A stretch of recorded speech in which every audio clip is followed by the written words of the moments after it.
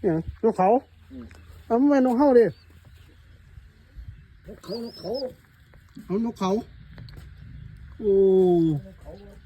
มันตอนมาใส่เนี่ยกำลังหัดบิน